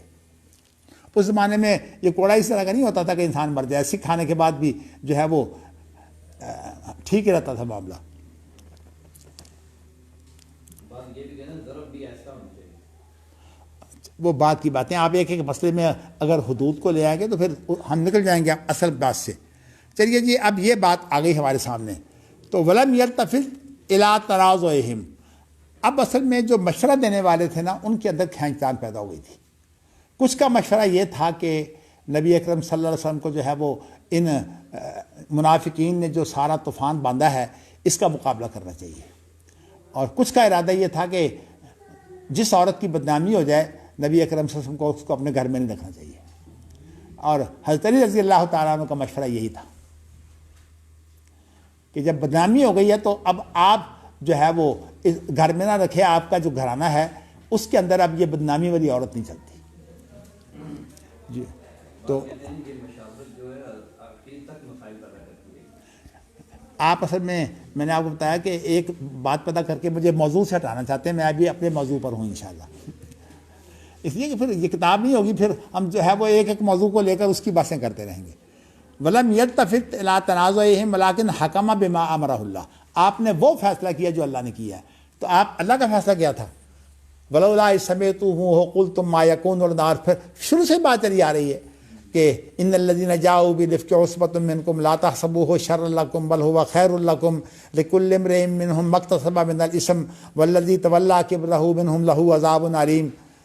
لولا اذ سمعتموہ ظن المؤمنون والمؤمنات بانفسہم خیرا وقالوا ھذا افک مبین لولا جاؤوا علیہ باربعۃ شہداء فاذ لم یأتوا بالشہداء فاولئک عند اللہ ھم الکاذبون.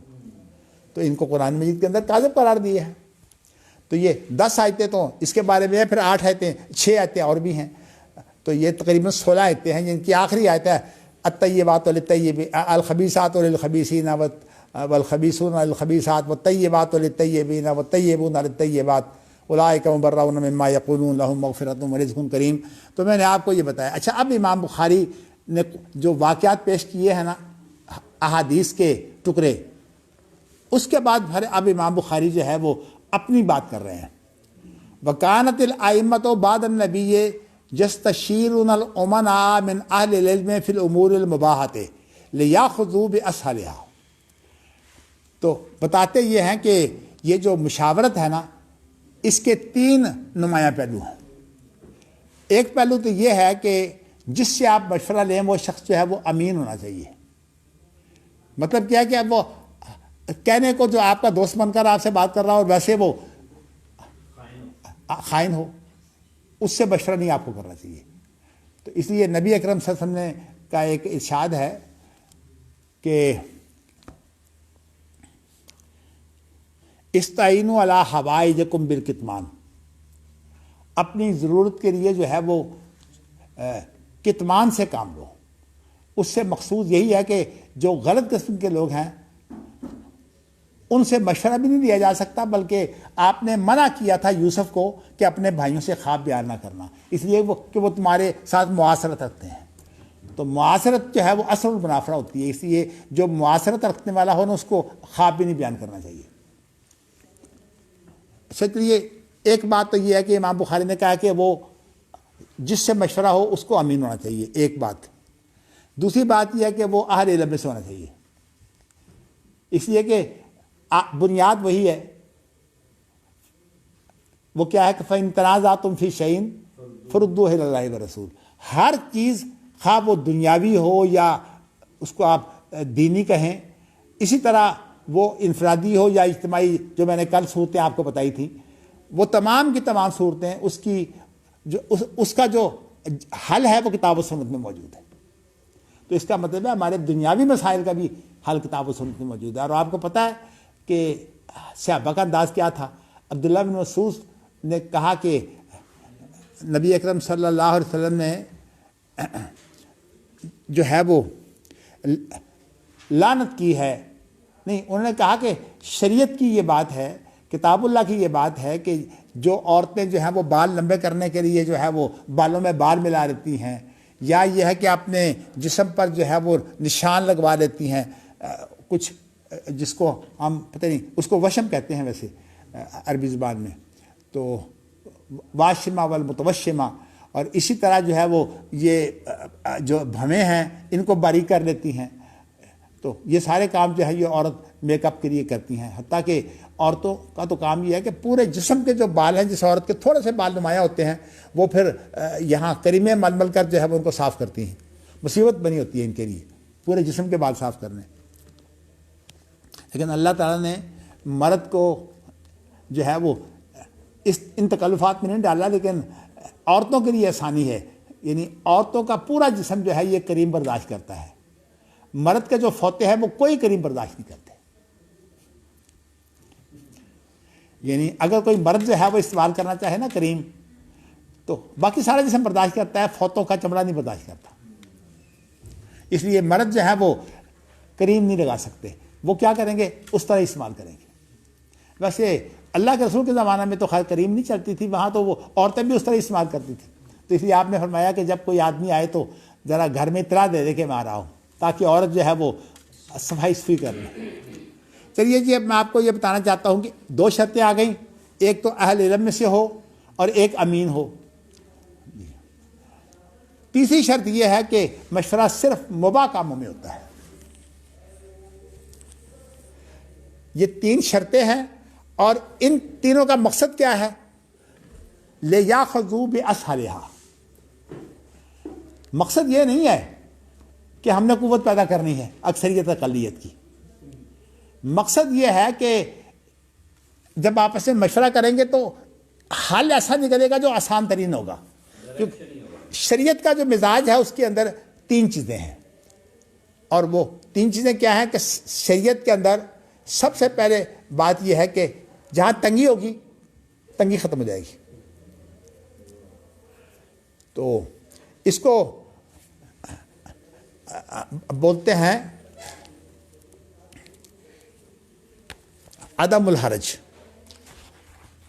اللہ اصل میں اس پر پورا لیکچر دیا کرتا تھا ان کو، ججوں کو،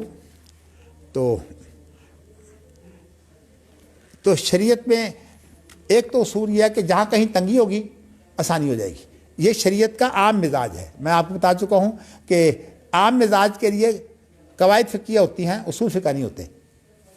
تو قواعد فقہیہ میں ایک بات یہ ہے کہ شریعت کے اندر جو چیز آپ کے لیے سخت ہوگی اس کے اندر آسانی پیدا ہو جائے گی، اور دوسری لیکن یہ نہیں ہے، اس کے لیے جو طریقہ کار ہے وہ خود شریعت نے بیان کیا ہے، یعنی مقصد جو ہے وہ اکیلا کافی نہیں ہوتا۔ پرویز نے تو، اور اسی طرح نجات اللہ صدیقی بھی کہا تھا مقصد کافی ہے، پرویز نے کہہ دیا کہ اگر آپ جو ہے وہ غریب یہ گو قربانی کرنے کے بجائے اگر آپ پیسے غریبوں میں بانٹ دیں تو آپ کی قربانی ہو جائے گی۔ تو اس نے تو صرف مقصد کو دیا ہے نا، اس نے کہا کہ قرآن مجید صرف مقاصد شریعت ہے، اس کے اندر شریعت نہیں ہے۔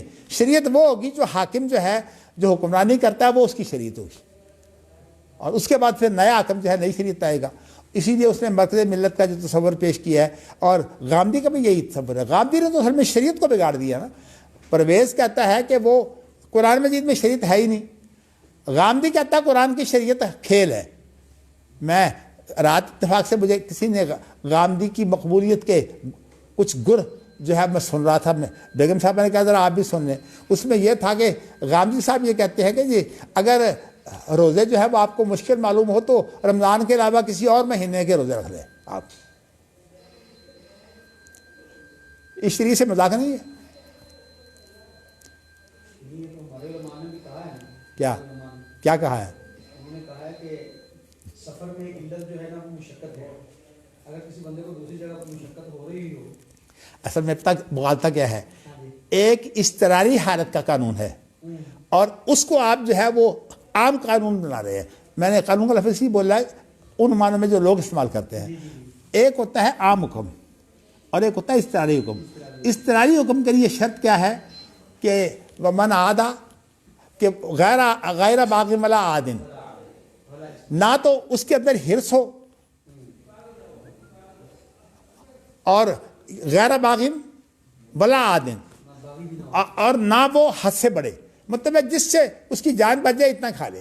یہ نہیں ہے کہ سور جو ہے کھاتے وقت مرچ مسالے لگا کر جو ہے وہ عیش کرے، جیسے کہ ہمارے ہاں چلتا ہے، اور ہمارے عرب ملکوں میں بھی صورتحال یہی ہے کہ وہ بڑا گوشت جو ہے وہ زیادہ پسند کرتے ہیں چھوٹے گوشت سے، اس لیے وہاں گائے کا گوشت جو ہے بکرے کے گوشت سے مہنگا ہوتا ہے۔ وعلیکم السلام ورحمۃ اللہ۔ جی چلیے آپ ادھر بیٹھیں جی، کوئی کلاس ہو رہی ہے۔ اللہ یہ اصل میں آپ شاید اس کو جانتے ہیں، یہ جغرافی آدمی ہے بہت زیادہ، اللہ اس کو ہدایت دے بس۔ تو اس لیے میں اس کو نہیں اپنی کلاس میں بٹھاتا، یہ جس کے ساتھ گفتگو کرتا ہے اس پر مقدمہ ضرور کرتا ہے۔ اس نے ایک کتاب چھاپی ہوئی ہے ہر مولوی پر مقدمہ۔ یہ کون ہے؟ یہ عبدالرشید نہیں ہے؟ اچھا یہ کون ہے؟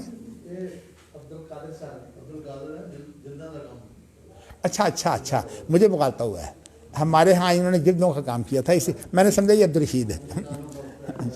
داڑھی اس کی بھی اس طرح کی ہے نا، کچھ سرخ اور کچھ سفید، میں اس لیے مغالطہ کھا گیا۔ چلیے جی، اچھا سر یہ آپ نے بتایا شریعت کے مزاج میں تین چیزیں، ایک عدم حرج، ایک عدم حرج اور ایک ہے کہ کم سے کم تکلیف، کم سے کم ذمہ داری۔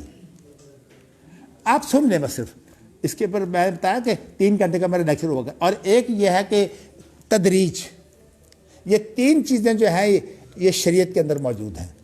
تو میں آپ کو جو بات بتانا چاہتا ہوں، کم سے کم ذمہ داری، جی اس کو اصل میں لفظ اگر عربی کے استعمال کرنا چاہتے ہیں تو ایک ہے کہ عدم حرج، اور ایک ہے قلت التکالیف، اور ایک ہے تدریج۔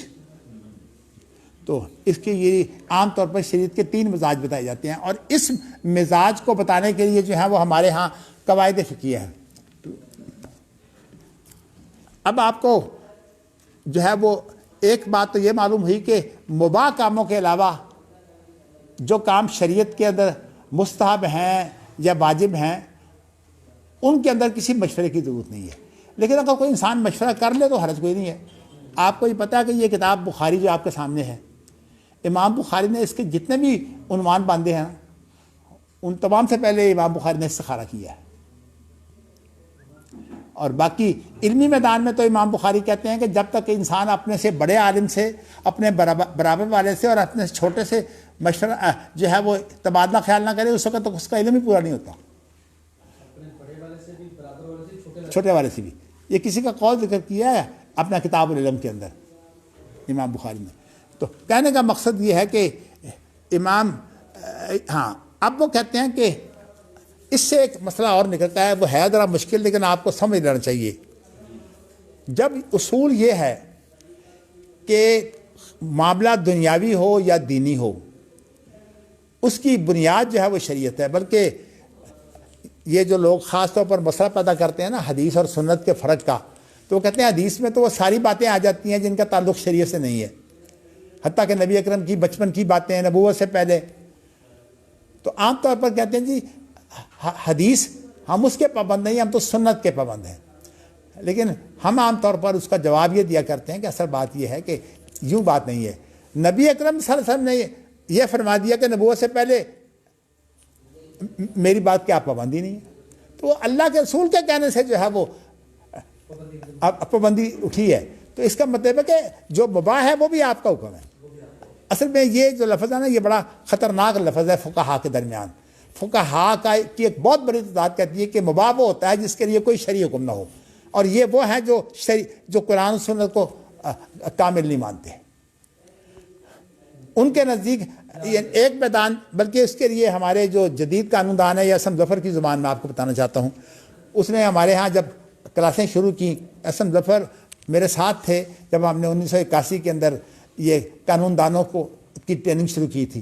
ان کے کورس شروع کیے تھے 1 سالہ 2 سالہ. تو انہوں نے جب لیکچر دیا تو انہوں نے پہلا لیکچر یہ دیا کہ ہماری شریعت کے 2 حصے ہیں، ایک آکوپائڈ اور ایک ان آکوپائڈ. انگریزی کا لفظ بولا. آکوپائڈ کا معنی ہے کہ جس کے بارے میں شریعت کے اندر احکام آئے ہیں، اور ان آکوپائڈ جو میدان ہے اس کے اندر شریعت کے اندر احکام نہیں ہے. اور وہ کہتے تھے کہ اصل میں شریعت کا بڑا حصہ ان آکوپائڈ ہے، احکام بہت تھوڑے ہیں اور باقی سارا حصہ جو ہے وہ ان آکوپائڈ ہے. کیا مطلب؟ اس کے اندر آپ نے جتنے بھی کام کرنے ہیں وہ تاریخ اور عقل سے کرنے ہیں. تو یہ وہ اصل میں بنیادی مغالطہ ہے جو عقل پرستوں کو جو ہے وہ ہوا ہے. ابن تیمیہ نے اصل میں انہی کی اصلاح کے لیے کتاب لکھی ہے. وہ کہتے ہیں کہ عقل جو ہے اس کا استعمال تو ہے لیکن وہ شریعت کے تابع ہے، شریعت کے اوپر حاکم نہیں ہے.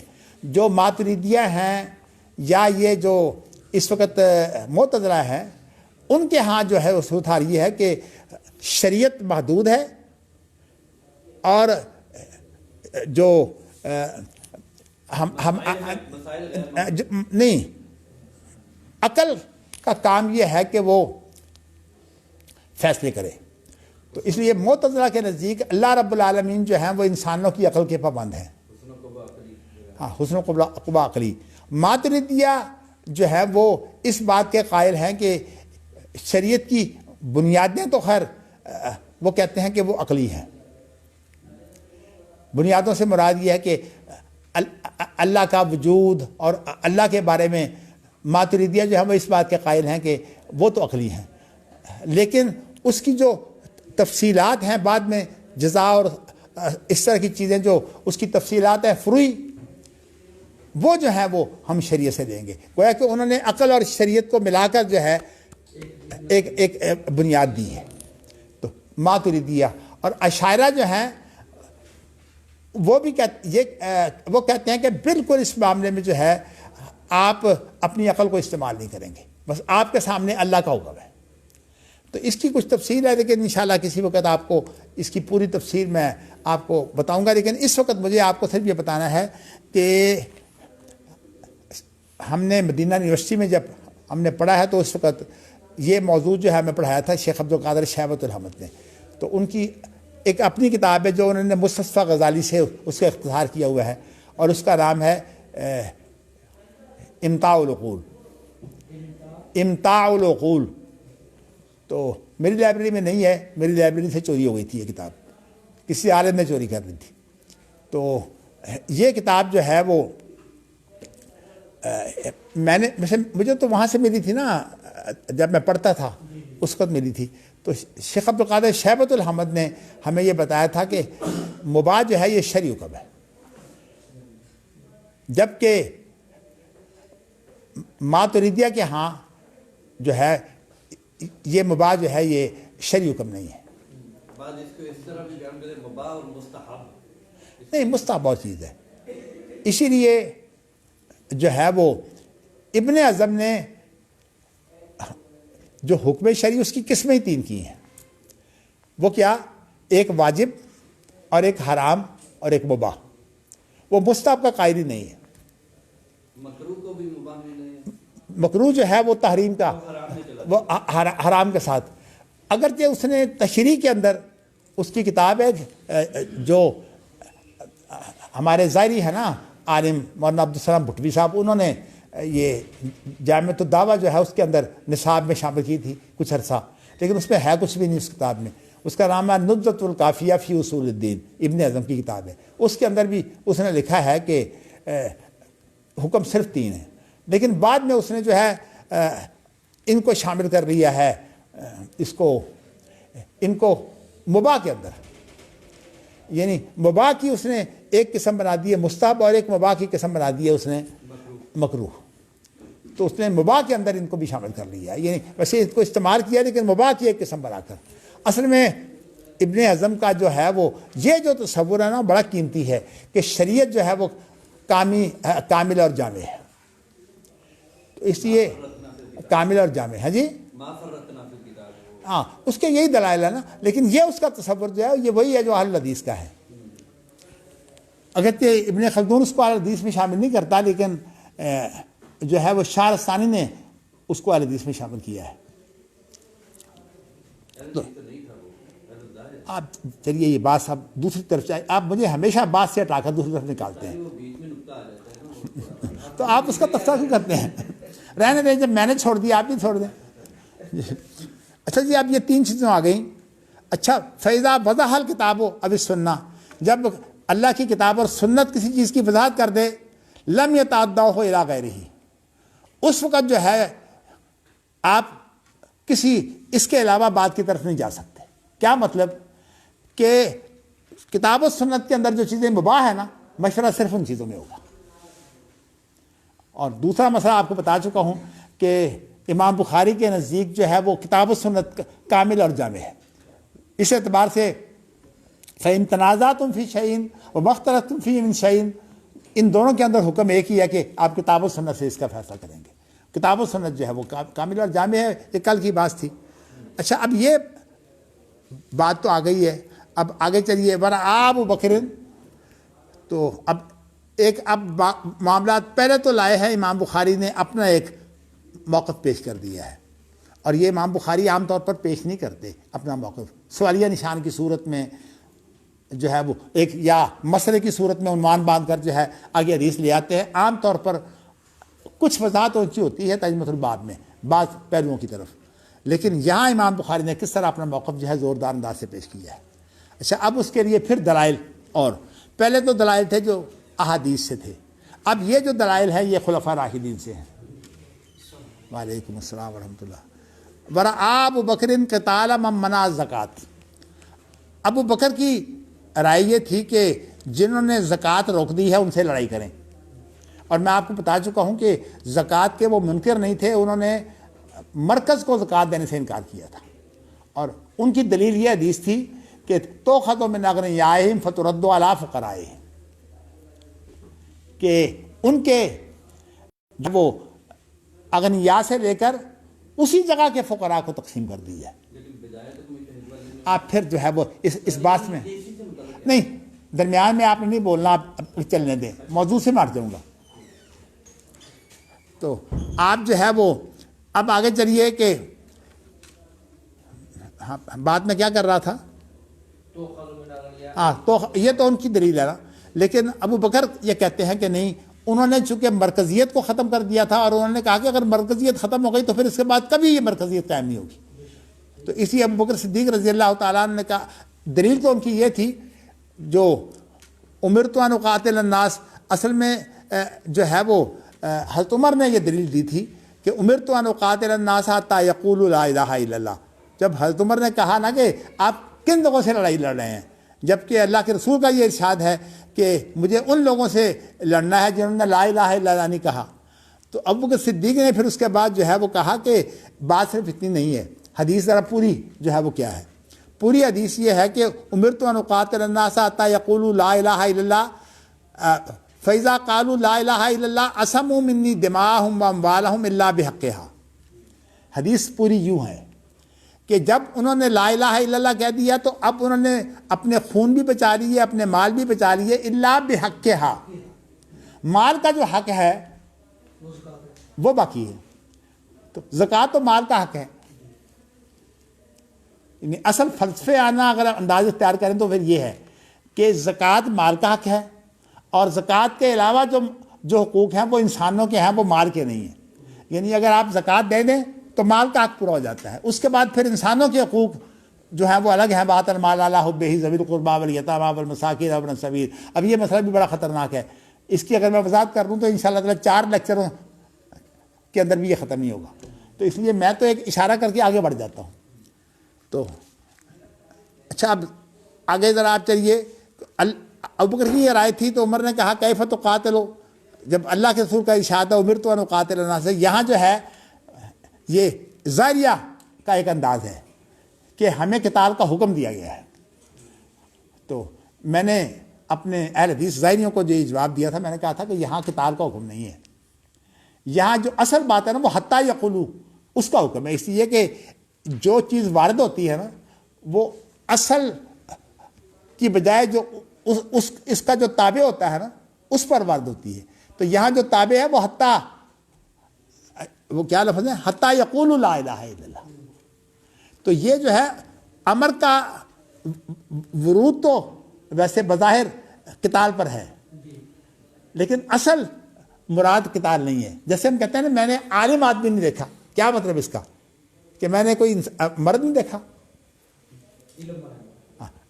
یعنی اصل میں اس کا ورود کہتے ہیں کہ جو وارد ہوتا ہے نا حکم وہ مطبوع پر، دیکھنے میں مطبوع پر ہوتا ہے لیکن اصل وہ لاگو ہوتا ہے قید پر. یہ جو ہے وہ قاعدہ ہے. چلیے جی اب یہاں آ گیا کہ فقال ابو بکر واللہ. اچھا ابو بکر نے، چونکہ لوگ عوام تھے نا اس لیے وہاں ہماری طرح وہ علمی گفتگو تو نہیں پڑھتے تھے، تو انہوں نے کہا کہ واللہ لا اقاتلن من فرق بین ما جمع رسول اللہ، اللہ کی قسم میں تو ان سے لڑائی لڑوں گا جس چیز کو اللہ کے رسول نے جمع کیا ہے اپنے فرمان میں، وہ اس کے اندر فرق ڈال رہے ہیں. مطلب نماز تو کہتے ہیں ہم پڑھیں گے، نماز کے وہ منکر نہیں ہیں، لیکن قتال کہتے ہیں ہم مرکز کو نہیں دیں گے. تو انہوں نے کہا تھا کہ جس نے جو ہے، حالانکہ حدیث کے اندر یہ دونوں اکٹھے ہیں، یہ حضرت ابوبکر کا اجتہاد تھا. ہمارے ماشاءاللہ جو بعض علماء ہیں ظاہری، وہ اتنے سیدھے ہیں، کہتے ہیں کہ یہ تو نص ہے. بھئی نص تو یہ بھی نہیں ہے، یہ بھی ابو بکر کا اجتہاد ہے. اگر اجتہاد نہ ہوتا تو ابو بکر کا عمر کا اختلاف ہی نہ ہوتا، ہے تو اجتہاد ہی. لیکن جب ایک مجتہد کو ایک بات سمجھ آ جائے کتاب و سنت سے تو پھر وہ مجتہد جو ہے اس پر خود عمل کا پابند ہے. چونکہ ابو بکر صدیق جو تھے وہ حاکم تھے، اس لیے وہ اس بات کے پابند تھے کہ جو ان کو سمجھ آئیے وہ کریں. اور اسی لیے جب حضرت عمر نے مخالفت کی ہے تو پہلے ابو بکر صدیق نے یہ کیا کہ اکیلے ہی جو ہے مسلح ہو کر جو ہے باہر آ گئے تھے، کہتے میں جا رہا ہوں. اس وقت پھر حضرت عمر نے کہا نہیں ہم آپ کو اکیلے نہیں جانے دیں گے. تو میں بتانا ہی چاہتا ہوں کہ امام بخاری یہ بھی بتانا چاہتے ہیں کہ یہاں جو مسئلہ ہے نا وہ یہ نہیں ہے کہ صاحب امر کون ہوتا ہے، امیر. یہاں یہ نہیں ہوتا کہ جن سے مشورہ کیا جائے ان کے مشورے کی پابندی ہو. میں آپ کو یہ بتانا چاہتا ہوں. تو ابوبکر صدیق نے جو بات سمجھی، اجتہاد سے سمجھی، انہوں نے لاگو کر دی. تو یہ جو کام ہوتے ہیں، جیسے عمر رضی اللہ تعالیٰ عنہ نے طلاق ثلاثہ جو ہے وہ نافذ کر دی تھی، لیکن کس لیے کی تھی؟ ایک خرابی کو روکنے کے لیے. تو انسدادی حکم تھا وہ. ابن قیم نے جو کتاب لکھی ہے الطرق الحکمی، یعنی اس کے ان کی کتاب ہے السیاسہ شریعہ،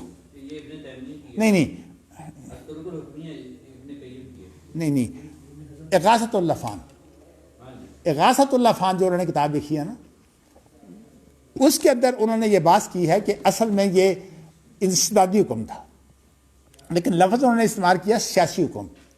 اصل میں ان دنوں سیاست شریعت تھی، جو بھی تھا نام تو خلافت کا ہی تھا نا.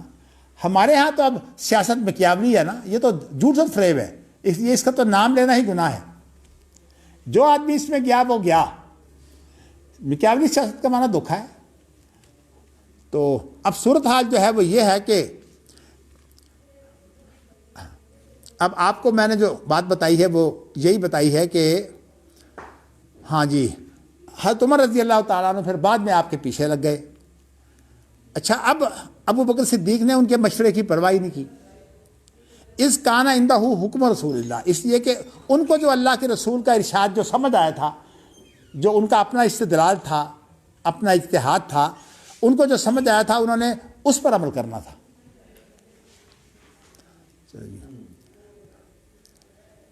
پھر دین کے بارے نہیں، فر الذین فرقوا بین الصلاۃ والزکاۃ، ان لوگوں کے بارے میں جنہوں نے نماز اور زکوٰۃ کے درمیان میں فرق کر دیا. اچھا جی، اس کے بعد پھر یہ ہے کہ وَأَرَادُوا تَبْدِيلَ الدِّينِ، یہ اصل میں ایک وہ لوگ نہیں ہیں، یہ اب نئے لوگ ہیں. نبی اکرم صلی اللہ علیہ وسلم کے بعد جو ہے وہ کچھ لوگ ایسے تھے جنہوں نے جو مرتد ہو گئے تھے، جو مرتد ہو گئے تھے. یعنی آپ کے زمانہ میں دو فتنے بڑے معروف ہیں. ایک تو زکوٰۃ کا وہ مرتد نہیں تھے، انہوں نے تو صرف زکوٰۃ کا انکار کر کے مرکزیت کو توڑا تھا. لیکن وہ طلحہ بن اسدی وغیرہ وہ مرتد لوگ تھے. اور آپ کو پتا ہے یانا بن حسن بھی اس کا مرید تھا جو بعد میں حضرت عمر رضی اللہ تعالیٰ عنہ سے ملنے کے لیے آیا تھا. پیچھے جو واقعہ ہے نا حر بن قیس کا، اس کے بھتیجے کا، تو وہاں یہ لفظ بھی ہیں کہ وَكَانَ وَقَّافًا لِأَمْرِ اللَّهِ حضرت عمر کے بارے میں. تو میں نے آپ کو اشارہ کیا ہے کہ یہاں ان کی مراد جو ہے وہ مرتد لوگ ہیں امام بخاری کی. وَأَرَادُوا تَبْدِيلَ الدِّينِ وَأَحْكَامِهِ، جنہوں نے دین اور اس کے احکام بدل دیے تھے. ابو بکر صدیق نے ان سے لڑائی کی، اسی لیے ایک مقولہ مشہور ہو گیا ہے رِدَّةٌ وَلَا أَبَا بَكْرٍ لَهَا. ارتداد تو موجود ہے لیکن ابو بکر صدیق موجود نہیں ہے ارتداد کو ختم کرنے والا. جس طرح عطری کے بارے میں مقولہ ہے قضیۃ ولا ابا حسن اللہ، نظام موجود ہے لیکن ابو حسن موجود نہیں ہے عطری. چلیے جی، وقال النبی صلی اللہ علیہ وسلم من بدل دینہ فاقتلوہ، اور اللہ کے رسول کا ارشاد ہے کہ جو اپنا دین بدل دے اس کو قتل کر دو. اب انہوں نے تمام چیزیں اکٹھی کر دی ہیں اور اس کے بعد یہ کہا ہے وکان القراء اصحاب مشورۃ عمرا کہولا کانوا او شبانا وکان وقافا عند کتاب اللہ عز وجل. اور حضرت عمر کے اہل مشورہ کون لوگ تھے؟ وہ جس کو کہتے ہیں نا ادھیڑ عمر. ادھیڑ کا معنی ہوتا ہے کہ وہ جوانی کی طاقتیں جو ہیں وہ بھی ادھر چلی ہوتی ہیں، وہ ادھیڑ عمر کہلاتی ہے. اس کے بعد بڑھاپا آ جاتا ہے، پھر تو پوری طرح وہ طاقتیں جو ہیں وہ چھن جاتی ہیں نا. جی ہاں، ذوفم و شیبہ، کمزوریاں بھی. اس لیے حضرت زکریا کی دعا ہے نا رب انی واہن العظم منی واشتعل الراس شیبہ. چلیے جی، تو قراء سے مراد یہاں اہل علم ہے، قرآن مجید کے قاری. اس لیے کہ ان دنوں حدیث تو اس طرح جمع نہیں تھی نا، اس لیے عام طور پر جو اس دور کی گفتگو ملتی ہے نا وہ یہ ملتی ہے کہ قرآن میں دیکھو پھر حدیث میں دیکھو. اصل میں لوگ اس سے بہت مغالطہ کرتے ہیں. ہمارے دور کی بالکل کیفیت اور ہے. ہمارے دور میں صورتحال یہ بنی ہوئی ہے کہ ہم نے بعض چیزیں ایسی ہیں جو حدیث ہیں تو کمزور ثابت شدہ نہیں ہیں، ان سے اصول بنا رکھے ہیں. حالانکہ جو ہے وہ کمزور حدیث سے اصول نہیں بنتے. احمد بن حنبل جو ہیں وہ دو ہی قسمیں کہتے ہیں، ایک صحیح حدیث اور ایک ضعیف. اور ضعیف کے لیے وہ کہتے ہیں اس کو لینے کے لیے 4 اصول ہیں. پہلا اصول یہ کہ اس کا اصل جو ہے وہ قرآن سے ثابت ہو یا صحیح حدیث سے. کیا مطلب؟ ضعیف حدیث سے اصول نہیں بنتا، قرآن سے ثابت ہو یا صحیح حدیث سے. بنیاد آ گئی نا کہ بنیاد تو لیں گے آپ قرآن و سنت سے، صحیح حدیث سے یا قرآن سے. اس کے بعد دوسری شرط یہ ہے کہ ذوف شدید نہ ہو.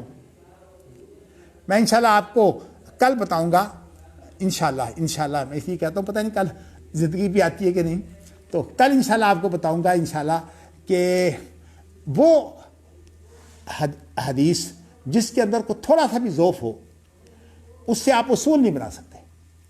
کیونکہ مجھے کل انشاءاللہ اس کا تقابل کرنا ہے، اللہ مجھے توفیق دے. میں آپ کو بتاؤں گا کہ جن لوگوں نے اس طریقہ کار کی مخالفت کی ہے، جو امام بخاری نے اہل الحدیث کا طریقہ کار پیش کیا ہے حکومت سازی کے سلسلے میں اور حکومت کے معاملات کے سلسلے میں، تو یہ طریقہ کار جو ہے اس کی میں رد کے لیے کل چیزیں لاؤں گا انشاءاللہ. پھر اس کا میں انشاءاللہ جواب بھی آپ کو دوں گا. لیکن اس اصول کو آپ پلے باندھ دیں کہ ضعیف حدیث سے اصول نہیں بنتے. اب آپ دیکھیے کہ اہل الرائے کا اصول پہلا بنا ہے کہ عدالتی فیصلہ جو ہے اس کے اندر تمام چیزیں ختم ہو جاتی ہیں. عورت کی رضا بھی، ولی بھی، مہر بھی، کوئی چیز بھی نہ ہو تو عورت جو ہے وہ نہ بھی جانتی ہو کہ میرا نکاح ہوا ہے، وہ عدالتی فیصلے سے جو ہے وہ اس کی بیوی بن جاتی ہے.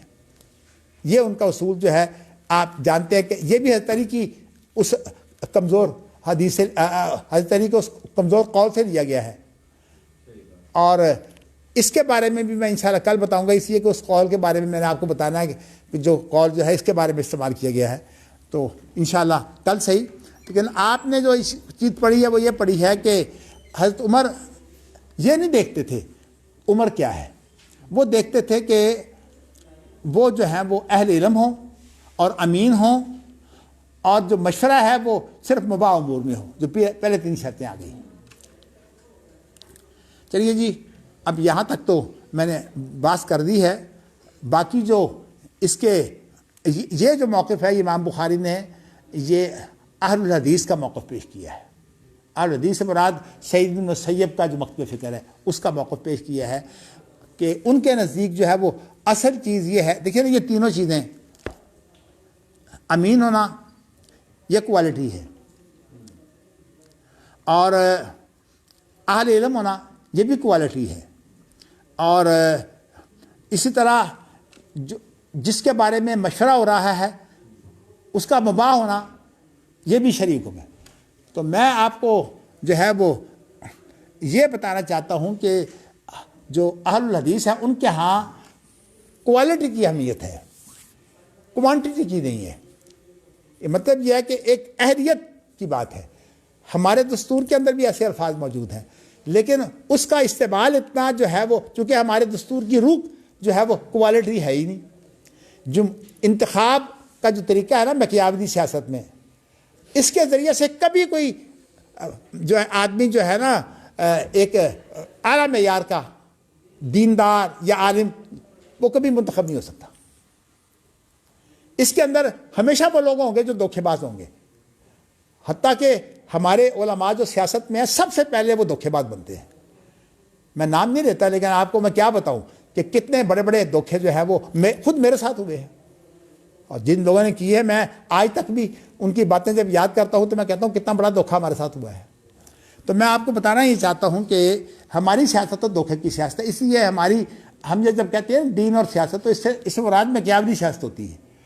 ویسے جو سیاست ہے وہ اصل میں لوگوں کو جو ہے وہ منظم کرنا، لوگوں کو تربیت دینا، گفتگو کے آداب، سیاست اس کا نام ہے۔ اور بنی اسرائیل کے اندر جو انبیاء تھے وہ سیاستدان ہوا کرتے تھے، لیکن وہ سیاست میں کیابلی سیاست نہیں ہوتی تھی۔ ہمارے ہاں حدیث تو وہ پڑھ دیتے ہیں کہ کانت بنو اسرائیل تسوسہم الانبیاء، اور مراد اس سے میں کیابلی سیاست ملتے ہیں۔ تو اس لیے میں نے آپ کو یہ بات بتائی ہے کہ اصول جو ہیں وہ کبھی ضعیف حدیثوں سے ثابت نہیں ہوتے۔ آپ کو میں نے پہلے بتایا تھا کہ اجماع کا تصور جو ہے یہ سارے کا سارا بناوٹی ہے۔ جو تصور اجماع کا ہے وہ امام بخاری نے جو ہے وہ اور امام شافعی نے آپ کے سامنے پیش کر دیا ہے، وہ اجماع کا تصور جو ہے وہ سبیل المومنین کا ہے۔ اور اس کے لیے جو حدیث ہے مشہور وہ یہ ہے کہ لا تجتمع امتی علی الضلالہ۔ اب یہ حدیث جو ہے یہ اصل میں اس کی کوئی شرط نہیں ہے، اس حدیث کی، اس سے اصول بنایا ہوا ہے، اجماع حجت ہے، انا للہ و انا الیہ راجعون۔ اس لیے میں تو کہتا ہوں کہ اصل اصول تو وہ ہے جو امام بخاری نے استعمال کیا، لا تزال طائفۃ من امتی ظاہرین۔ یہ حدیث کتنی اعلیٰ درجے کی معیاری حدیث ہے، بلکہ یہ حدیث جو ہے یہ تواتر کے درجے کی ہے، معنی کے اعتبار سے، مفہوم کے اعتبار سے۔ تو اس اعتبار سے میں نے آپ کو جو ہے وہ یہ بتا رہا تھا کہ جو اہل الرائے ہیں وہ جتنی حدیثوں کا اپنا، اسی طرح وہ ایک اور حدیث ہے حضرت معاذ بن جبل کے بارے میں کہ انہوں نے کہا کہ سب سے پہلے میں فیصلہ کروں گا کہ قرآن سے، اور اگر قرآن میں نہ ہو تو حدیث سے، اور اگر حدیث میں نہ ہو تو پھر میں اجتہد برائی۔ یہ حدیث جو ہے بالکل کسی محدث کے نزدیک یہ جو ہے وہ صحیح نہیں ہے، اگرچہ ابن تیمیہ، ابن قیم وغیرہ نے کہا ہے کہ ایسی حدیثیں جو ہوتی ہیں نا ان کا مفہوم درست ہوتا ہے، لیکن وہ یہ نہیں کہتے کہ ان کے الفاظ سے مسئلے نکالو۔ لیکن ہمارے ہاں مصیبت بنی ہوئی ہے کہ اس کے اجتہد و برائے سے اہل الرائے جو ہے وہ اپنا موقف ثابت کرتے ہیں، کہتے ہیں دیکھیے اس میں بتایا گیا ہے کہ اہل الرائے جو ہیں کس اعلیٰ مقام کے ہوتے ہیں، رائے کا اثبات کیا گیا ہے۔ جی ہاں، تو حالانکہ اس حدیث کی تو جو ہے وہ ثابت ہی نہیں ہے یہ حدیث، اس سے آپ اصول بنا رہے ہیں اور اس کے لفظوں سے جو ہے وہ آپ معنی نکال رہے ہیں۔ اس لیے شیخ البانی نے اس پر بڑی شاندار بات کی ہے السلسلۃ الضعیفہ میں، انہوں نے کہا اس کا تو مفہوم ہی درست نہیں ہے اس حدیث کا، اس لیے کہ یہاں یہ کہ اکیلے قرآن سے کیا آپ فتویٰ دے سکتے ہیں؟ اس حدیث میں تو یہ ہے کہ پہلے قرآن سے فتویٰ دو، قرآن مجید کا بیان اگر ساتھ نہ ہو تو بات کھلتی نہیں ہے۔ تو شیخ البانی کی بات اچھی ہے ویسے، انہوں نے تمام محدثین کا نام بھی لکھ دیا جنہوں نے اس کو ضعیف کہا ہے کہ ثابت شدہ نہیں ہے۔ تو میں آپ کو بتا رہا تھا کہ احمد بن حنبل جو ہے وہ ضعیف کے لیے 4 شرطیں لگاتے ہیں، ایک اس کا اصل قرآن سے ثابت ہو، پھر ضعف شدید نہ ہو، اور تیسری بات یہ ہے کہ اس کے طرق کئی ہوں، اس کی کئی روایتیں، اگر غریب ہو پھر بھی اصول نہیں بنتا اس سے۔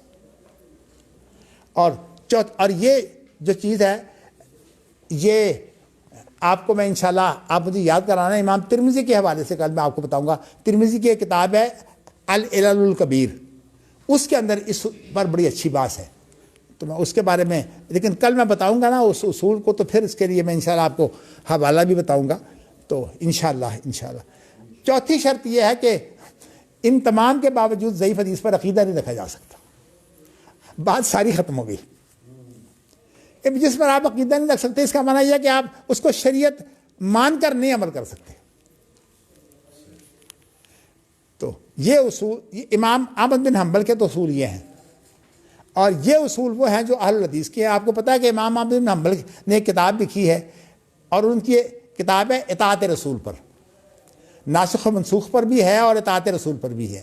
ان کی کتابیں تو جزوی موضوعات پر ہیں، لیکن امام شافعی کی اور امام بخاری کی کتابیں جو ہیں یہ بہت جامع ہیں۔ صحیح بخاری بھی بہت جامع ہے، اور امام شافعی کی کتاب جو ہے وہ سب سے پہلی بھی ہے اور جامع ترین کتاب ہے، رسالہ۔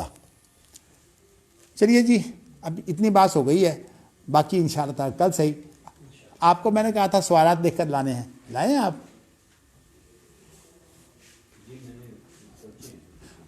سوچے ہیں نا؟